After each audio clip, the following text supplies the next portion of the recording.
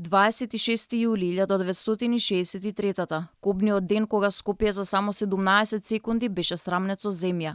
Главниот град го погоди разорен земјотрес од 6,1 степени според Рихтер.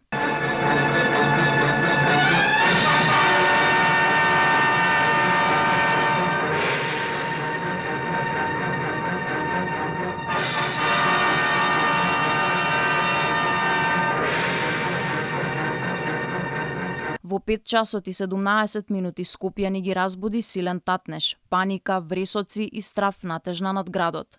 Под урнатините животот го загубија 1070 луѓе, а беа повредени над 4000 граѓани. На 200.000 луѓе останале без покрив над глава, урнати биле 15.800 живеалишта, а оштетени околу 28.000.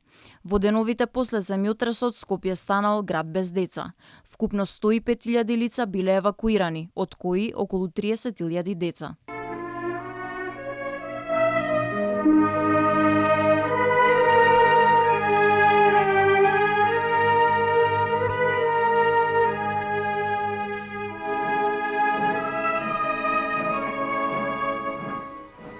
Според кажувањата на старите скопјани, првата помош стигнала од војската и граѓаните на тогашните југословенски републики.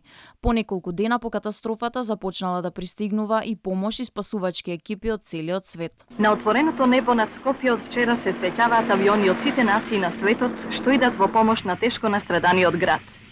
Покрај авионите и хеликоптерите на југословенското војно воздухопловство, кои носат болнички материјал и ги пренесуваат тешко ранетите, на Скопскиот аеродром деноноќно атерираат авиони од сите земји со крвна плазма, лекови и хируршки екипи. Ден по земјотресот, тогашниот председател на Социјалистичка Федеративна Република Југославија, Јосип Броз Тито, испратил телеграма до Скопје.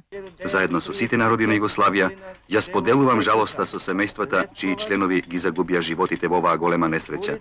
Заедно со сите народи на Југославија, ќе настоиме да ја ублажиме несреќата што ја снајде вашата република. Обединетите нации веднаш по катастрофата презедоа активности за плански и долгорочно да му се помогне на разорнатиот град.